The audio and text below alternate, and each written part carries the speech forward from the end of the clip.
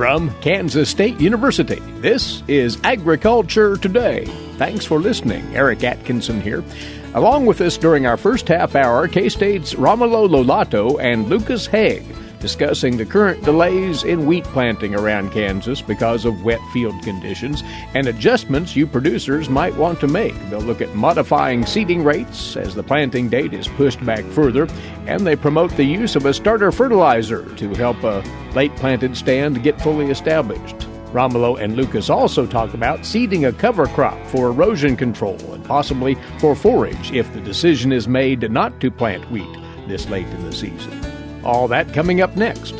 Further ahead with his weekly commentary on rural Kansas, K-State's Gus Vanderhoeven, plus more here on this Agriculture Today.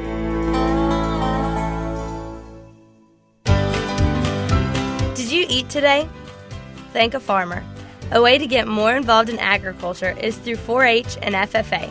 Through 4-H and FFA, we have been given multiple opportunities to grow as leaders and learn more about agriculture. You can learn skills related to jobs, public speaking skills, and you get the opportunity to travel around the country and meet new people.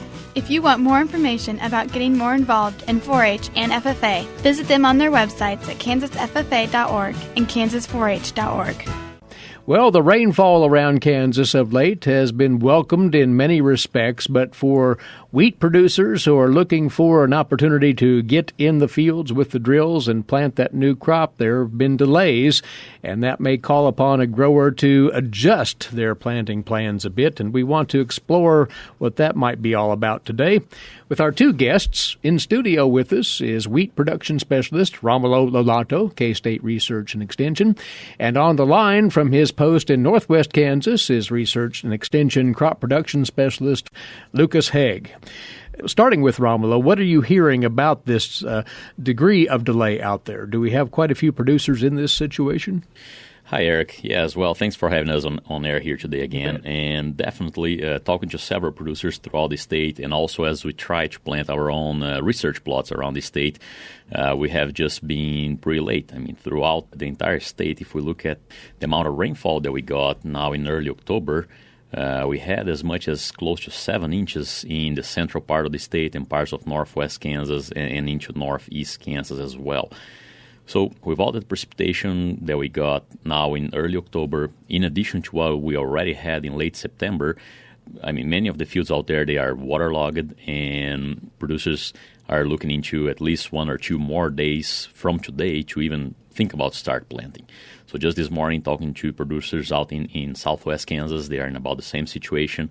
It's not going to be until here on Friday when they start actually putting any wheat on the ground. Mm-hmm. So definitely we were getting into the late part of the optimum window there, and many of the guys are even going to be pushed past that optimal window for wheat planting. So it is a concern throughout the state. I think all of these rain, although can be very beneficial, it is probably pushing us, if not on that late part of the optimum window, even past that. Lucas, in your part of the world, this is normally not an issue, but it's clearly so this year, you say. Yeah, I mean, most time, Eric, we're talking about getting it into moisture so we can get it up. And yeah, as Romulo mentioned, here in northwest Kansas, we typically consider our optimal date to be, around that 26th, 28th of September. We've got a lot of guys that haven't turned the wheel yet. And again, it'll be the latter part of this week before we really get back up to speed. So certainly, a challenging environment for us that we're typically not used to. So as that date is pushed back further and further, perhaps past the preferred planting date, one needs to think about adjusting. And you both say that starts potentially with changing the seeding rate, bumping it up. Yes, Eric. So I think one of the things that producers need to be thinking about as we delay planting date is bumping seeding rates up. Really depending on where in the state we are. But I mean, if we're pushing past our optimal sowing date, anywhere from 10 to 15 or even 20 pounds per acre more, we can put those 15, 20 pounds per acre more depending where we are in the state. I believe right now, as we look at the wheat planted area for this time of the year, we're supposed to be at about 40% planted area, and we are just short of about 14, 15%. Mm-hmm. So we are really delayed, and I think guys who are in this situation, they need to be bumping seeding rates up. Lucas, for your part of the world, what would be your recommendation out there?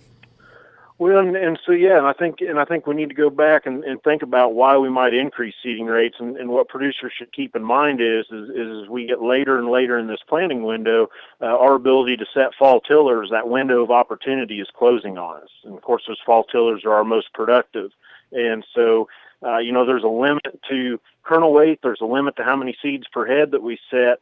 And so to make sure we're not limiting ourselves in yield potential, we got to make sure we've got enough plants, enough tillers out there. And so, as Romulo was mentioning, we're thinking about ratcheting that seeding rate up from where we start. And so, oftentimes we might be talking about, an extra 10 pounds a week, 10, 15 pounds for every week we're after that optimal. Part of that, though, has to do with where you're starting. So in some research that my predecessor done here at Colby, they use 60 pounds as kind of their base rate, so if you're 60 pounds at a 15,000 seeds per pound variety, if that's where you're starting, then certainly that 15 pounds a week after that's not a bad place to be. But we've got some other producers that maybe they're starting a little higher than that, or they're starting, certainly we encourage guys to think about planting seeds per acre.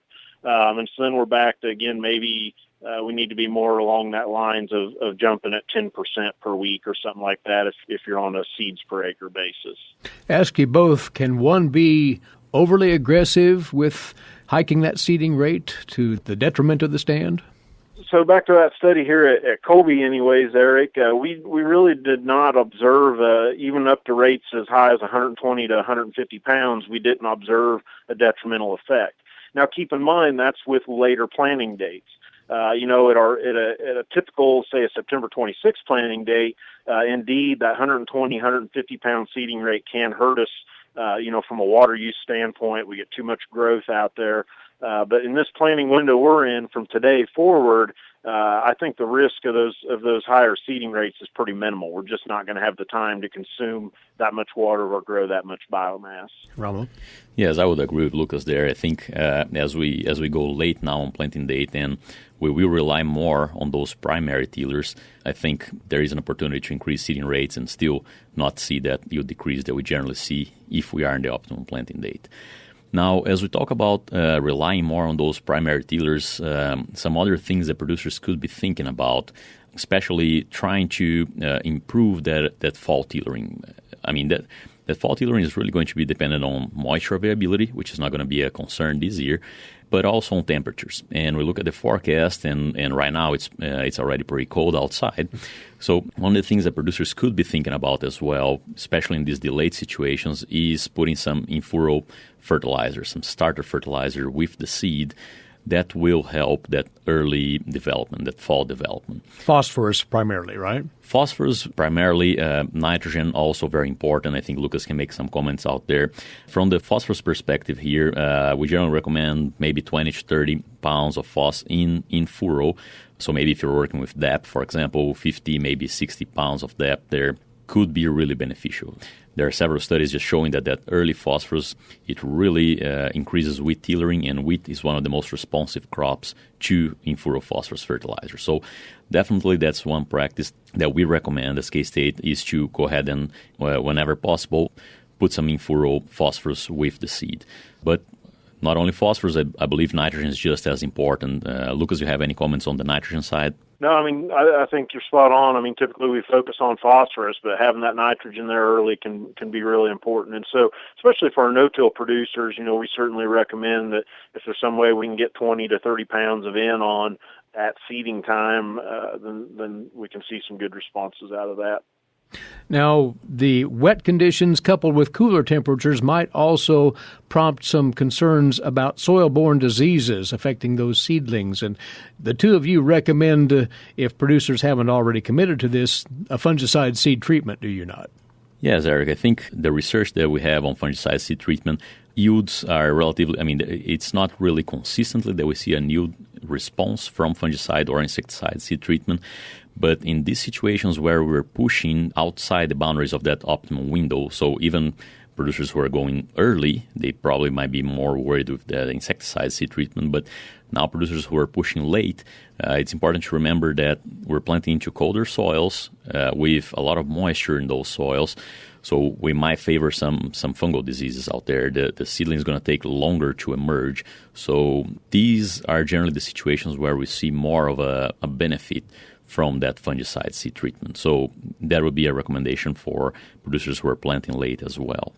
Lucas, presumably producers have their seed in hand already, so the likelihood that they've already committed to a fungicide treatment is there, isn't it? Yeah, I would think that commitment's been made. Although we do have some guys that treat or have the ability to treat as they're loading the seed into the seeder or the drill. So there's some options there yet. And for our producers, maybe they've got 3 or 4 different varieties they're planning on seeding. They still have control over order of planting. And so I think thinking about those varieties that maybe are less aggressive in their tillering habit, getting those in the ground first, and those varieties that we know can do a better job of setting tillers, planting them later on. So as far as variety management here, not so much selection because that deed hopefully is done, the earlier maturing varieties will help offset some of the consequences of late planting, correct? Well, I guess it really will depend on the weather later on, but there is a chance that, for example, as we're planting late, we're delaying the entire crop cycle pretty much. It's not uncommon for us to see a 2-week delay in planting date, 2-3 week delay resulting maybe 10 days or 2 weeks later harvest. So if we're harvesting late, our crop is also feeling grain during warmer temperatures, and that can really hurt our yields as well.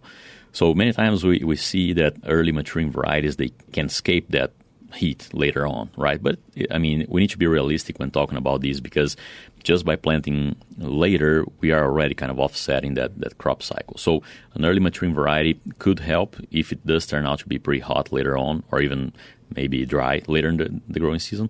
But producers need to see where they are in the state and what's the chances, for example, of even a spring freeze, that an early maturing variety would be more exposed to that spring freeze. Gentlemen, if you'd stand by, we'd like to explore a couple of more angles on this topic of late planted wheat. And joining us once again, Lucas Haag and Romulo Lollato from K-State Research and Extension as we talk about adjusting to the delays in wheat planting here on Agriculture Today. We'll be back with them and with more shortly on the K-State Radio Network. Agriculture and food systems are the main drivers of the Kansas economy, but must be improved in order to feed the world's growing population. How are we going to do so? Reduce food loss, find ways to preserve grasslands, and help families stretch their dollars. Global food systems is one of the 5 grand challenges K-State Research and Extension is addressing. To learn more, visit www.ksre.ksu.edu.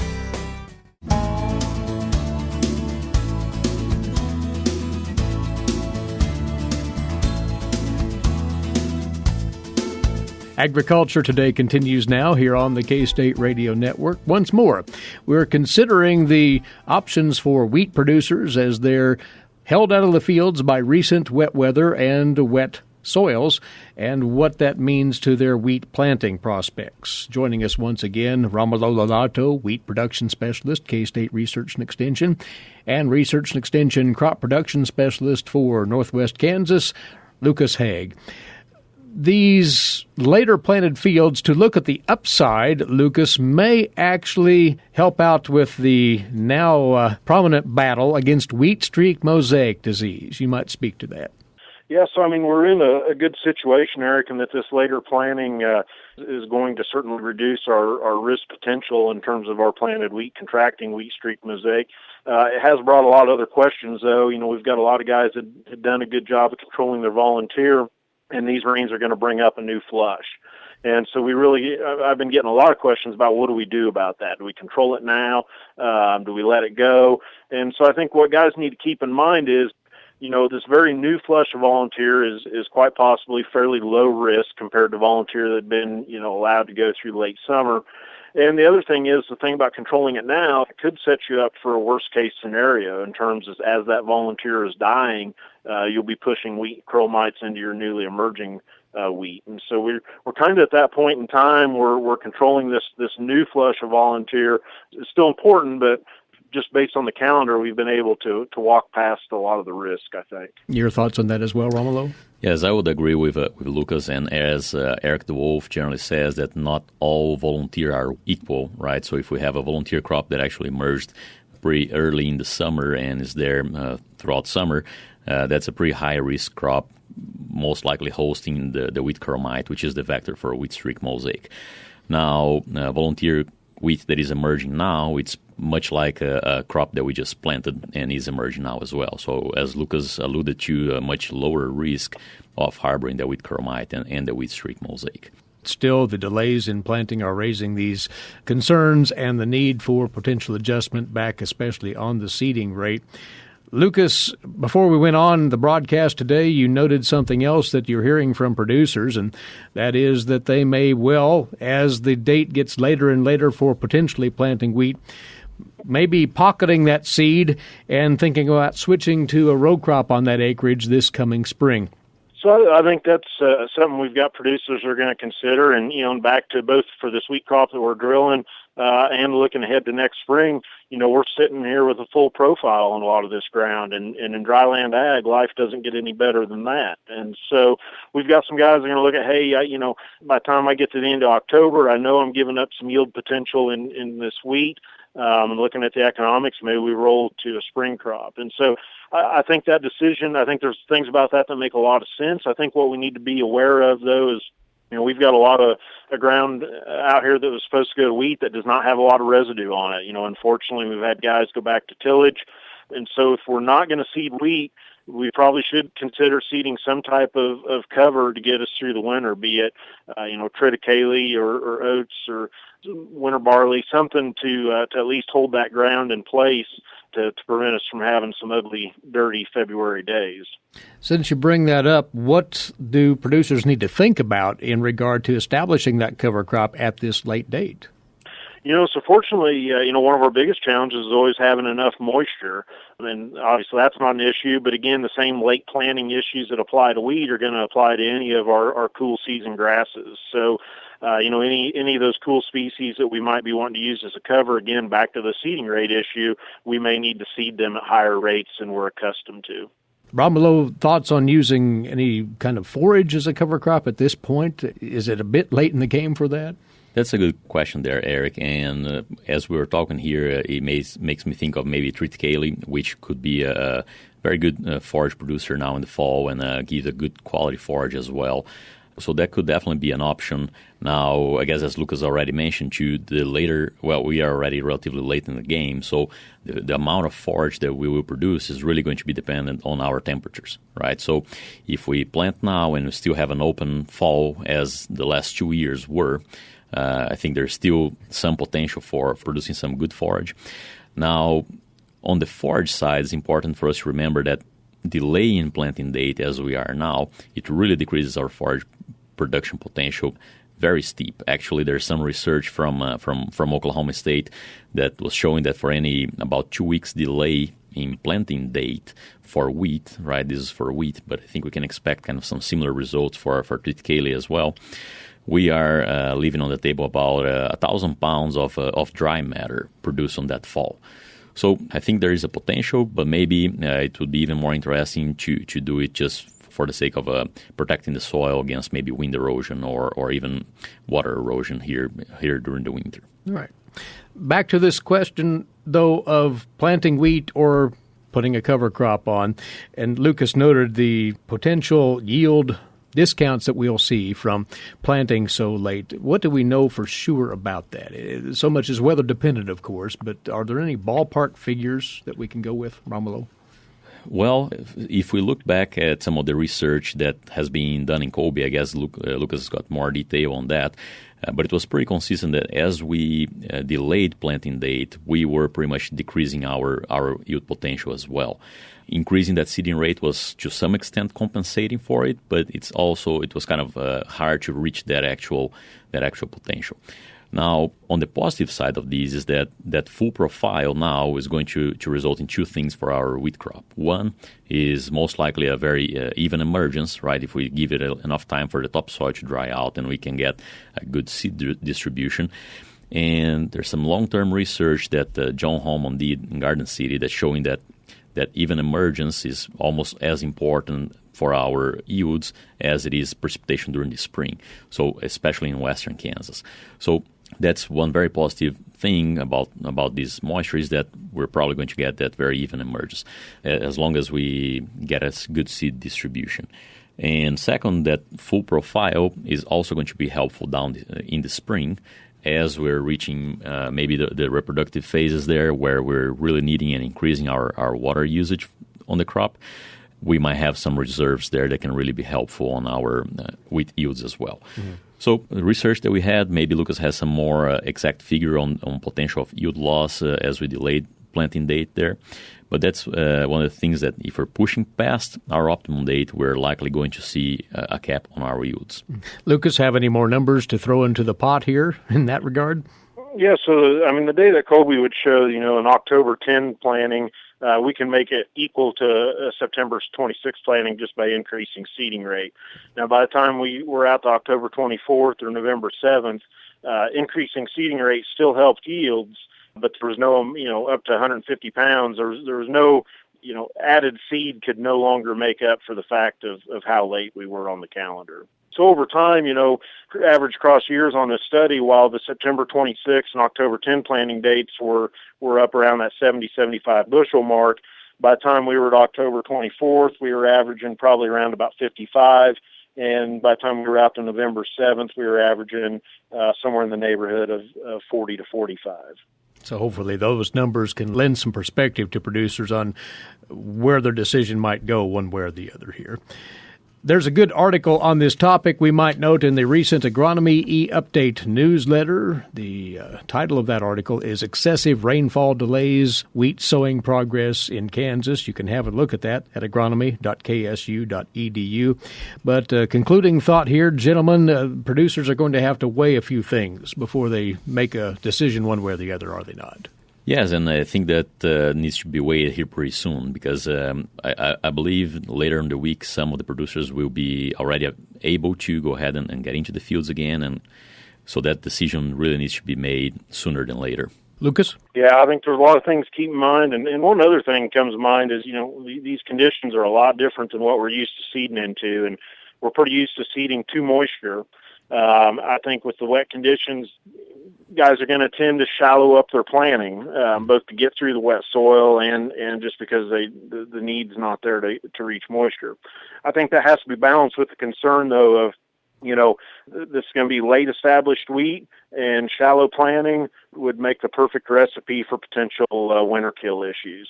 And so I think that's something we need to be cognizant of, is still maintaining adequate planting depth and doing a good job of getting a stand even though we're late on the calendar. Loads of fodder for thought here, gentlemen. We appreciate you both taking the time to visit with us during the first half hour of the broadcast about this decision facing quite a few of our wheat growers out there at present. Appreciate your time. Thank you, Eric. You bet, Eric. Joining us, Lucas Haag. He's the Research and Extension Crop Production Specialist for Northwest Kansas via phone from his office in Colby, and Romulo Lollato, Wheat Production Specialist, K-State Research and Extension. We'll return with more after this break, including today's agricultural news headlines and featuring there the weekly harvest progress and winter wheat planting update for Kansas from the USDA. And again later on with this week's Stop, Look, and Listen, K-State's Gus Vanderhoeven, right here on the K-State Radio Network and Agriculture Today.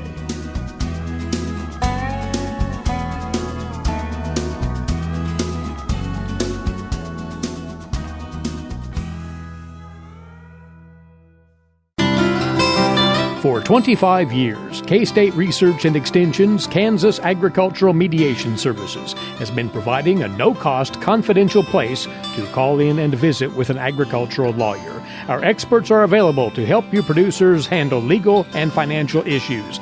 Explore your options and generate solutions. Call us at 800-321-3276 or visit us online. Kansas Agricultural Mediation Services.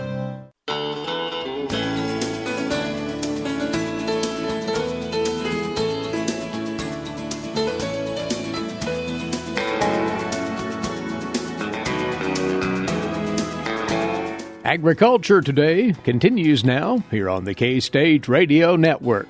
Eric Atkinson with you. Thanks for joining us once again. Today's agricultural news headlines for you now, courtesy in part of DTN. And because of the Columbus Day holiday this past Monday, the weekly harvest progress and condition report for Kansas from the USDA was pushed back one day. For the week ending this past weekend, the topsoil moisture supplies in Kansas, plentiful, 13% surplus, 71% adequate, only 16% short to very short. Subsoil moisture, 4% surplus, and 69% adequate, 27% short to very short. Winter wheat planting as of this past weekend, only 27%, well behind the 59% for the 5-year average on this date. Emergence is at 15%, again behind the 29% average. The condition of the Kansas corn crop this week is called 56% good to excellent, 29% fair, 15% poor to very poor. Corn now mature at 88%, and the corn harvest is 46% in. That's behind the 61% average for this day. Soybean crop condition, 45% good to excellent, 35% fair, 19% poor to very poor, and soybeans dropping leaves 87% now. That's ahead of the 76% average. The soybean harvest, 22%. That's very near the average. And the condition of the Kansas grain sorghum crop, 58% good to excellent, 33% fair, 9% poor to very poor. Sorghum coloring now at 96%, and sorghum having reached maturity at 60%. That's very near the average. The sorghum harvest is 9% complete. That's well behind the 22% average for the date. The fourth cutting of alfalfa in Kansas, 90% complete. Nationally now, corn maturity continues apace while corn conditions inch upward, as we hear in this update from the USDA's Stephanie Ho.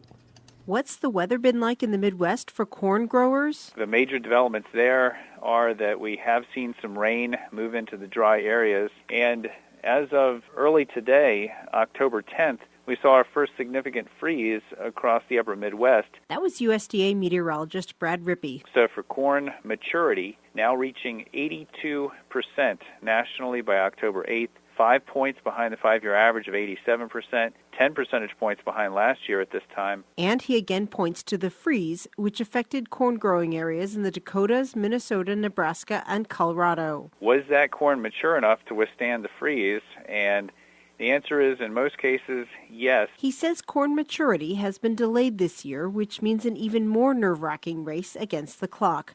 The rate of corn harvest is slower than last year, while corn condition continues to inch upwards at the end of the season. This is Stephanie Ho for the U.S. Department of Agriculture in Washington, D.C. And to round out the national view, soybean harvest progress also falling further behind normal this week. The USDA estimating that 36% of the crop was harvested as of Sunday, 7% behind the 5-year average. In the last report, soybean harvest lagged the average pace by 4 points last week. Meanwhile, the USDA is estimating winter wheat planting nationally to be 48% complete. That's 10% behind the average pace of 58%. Emergence is at 25%. And the national grain sorghum harvest 35% in. That's behind the 5-year average of 43%. The fourth round of talks kicks off near Washington today on NAFTA, and dairy shaping up to be the key issue. The U.S. dairy industry is calling for an end to Canada's supply management program for dairy. We certainly are talking very clearly we need complete elimination of Canadian tariffs. Those are the words of the Senior Vice President for Strategic Initiatives and Trade Policy at the National Milk Producers Federation, Jamie Castaneda. She says once you eliminate tariffs, supply management goes. There will be a pushback from Canada as officials all the way up to Prime Minister Justin Trudeau have defended the Canadian system. Anything that offers U.S. dairy new import quotas for access to the Canadian market will not mean much due to other policy changes that have effectively barred U.S. skim milk solids, according to trade experts. From the Mexican and Canadian side, they want dairy changes too, things like access to the U.S. market for Canadian and Mexican grade A dairy products like fresh cheese and yogurt. Those items could be pushed in the talks. For the past 25 years, an audit funded by the Beef Checkoff has delivered a set of guideposts and measurements for cattle producers and others to help determine quality conformance of the U.S. beef supply. Todd Domer reports here that identifying opportunities to improve the value of cull cows and bulls is part of that assessment. The 2016 National Beef Quality Audit included data on cows and bulls. Improvements were noted from the last audit in animal welfare and handling, hide condition, injection placement, and carcass quality. Audit results showed the vast majority of bulls and cows walked normally into packing facilities with no apparent lameness issues. Study coordinators suggested there has been a trend toward increased body condition scores in cull, beef, and dairy cows since 2007, while scores remained fairly constant for the bull population. About 98% of bulls and cows had no visible swellings from animal health product injections, and the incidence of injection site lesions in the round have considerably dropped since 1998. While making a reduction in the amount of bruising a priority helped decrease the prevalence from 1999 to 2007, auditors said there is still an opportunity to further decrease the incidence of bruising. In addition, greater attention to the size and location of brands could increase hide values. Understanding these quality issues is important because cows and bulls are significant sources of the overall beef supply. The audit will lead to ways to improve bull and cow carcass quality through enhanced production practices. The National Beef Quality Audit is funded by the Beef Checkoff. Audit research on bulls and cows was last conducted in 2007. I'm Todd Domer. And one quick calendar item ahead of the break. Advances in cover crop research will be featured at the 2017 Agronomy Field Day at K-State. That is set for November the 3rd. This will take place at the Ashland Bottoms Research Farm just south of Manhattan. The topics will focus on understanding the role that cover crops play in water quality, weed control, soil quality, and more. There'll be a look at using cover crops for weed suppression, for improving soil quality, for protecting surface water, a look at soybean yields and cover crops, and 10 years of cover crops in a no-till wheat, sorghum, soybean rotation, plus much more. Again, this field day will take place November the 3rd at K-State's Agronomy Farm, just south of Manhattan, the 2017 Agronomy Field Day. More information is found at agronomy.ksu.edu. This is Agriculture Today. Agricultural producers, landowners, and creditors, you have a partner in your legal and financial needs. Kansas Agricultural Mediation Services offers reliable, trusted information and guidance. Whether you need advice for ag credit concerns or are transitioning your operation to the next owner, Kansas Agricultural Mediation Services can assist you in making sound decisions for your business. To learn more, call 800-321-3276 or visit us online.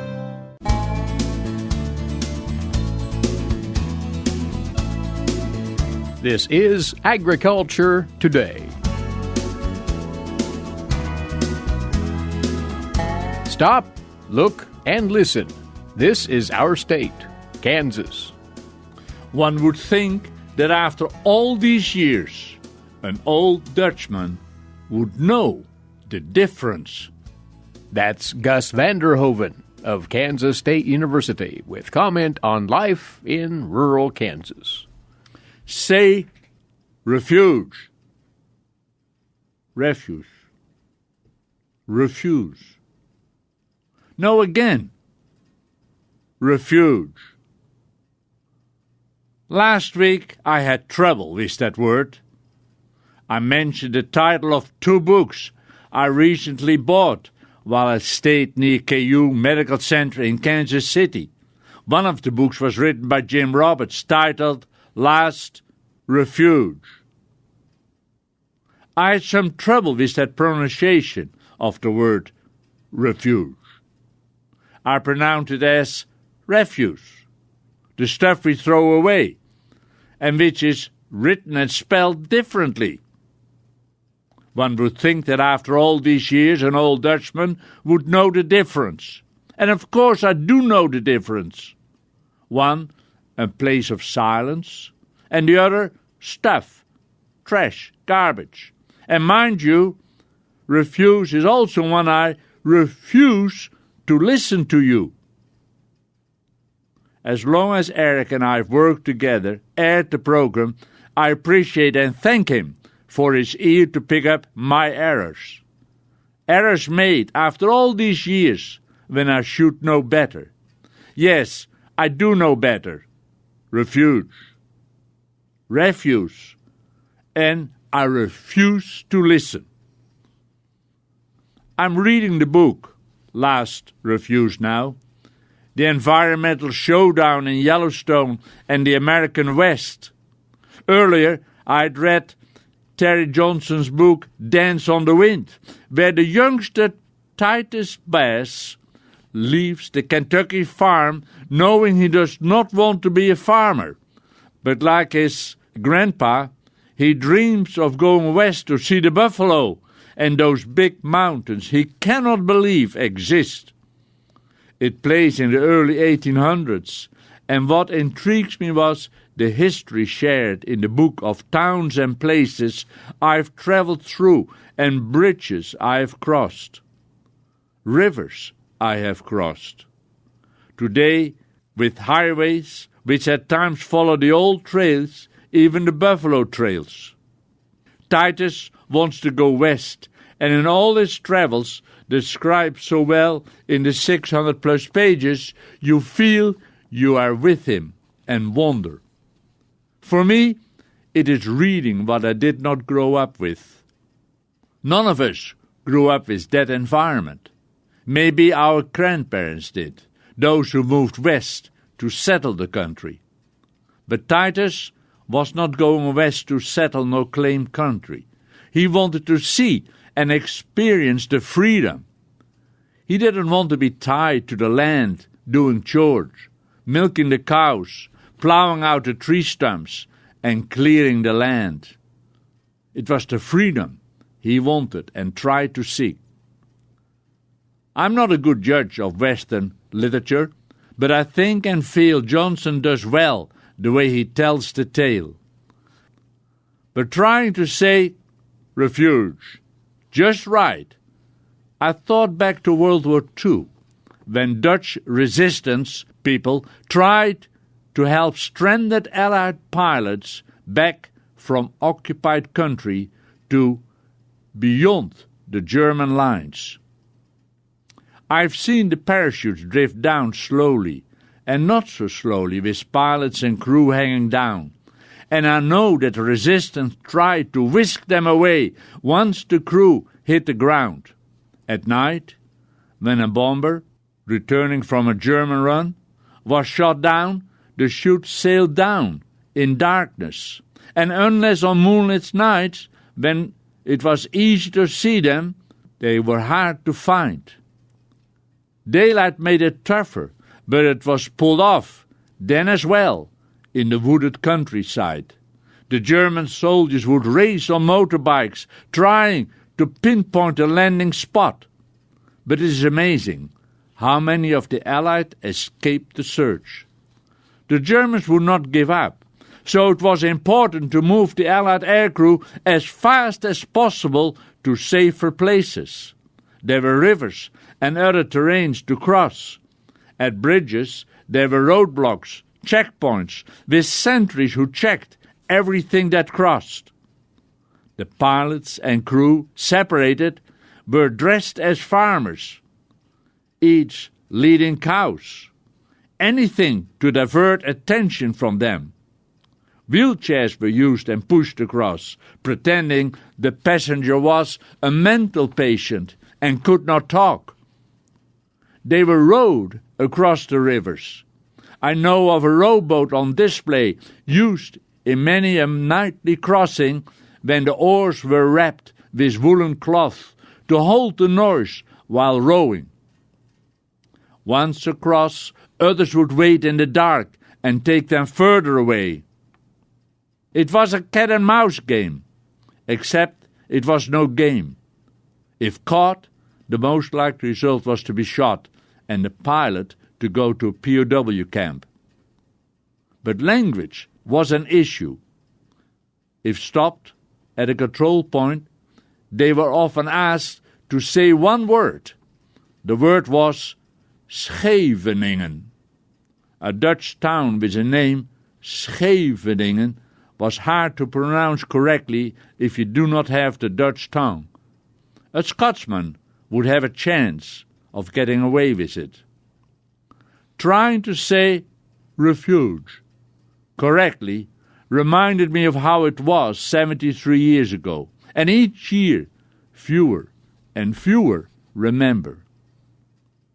I've often wondered how many pilots and crews trained over Kansas using the many wartime airfields here. Over the years, I've met a few. I thank them. Scheveningen. Much more than just a word. It was life. Gus Vander Hoeven of Kansas State University with his weekly commentary on rural Kansas. That's our time for today. Thanks for listening in. Eric Atkinson here. This has been Agriculture Today over the K-State Radio Network.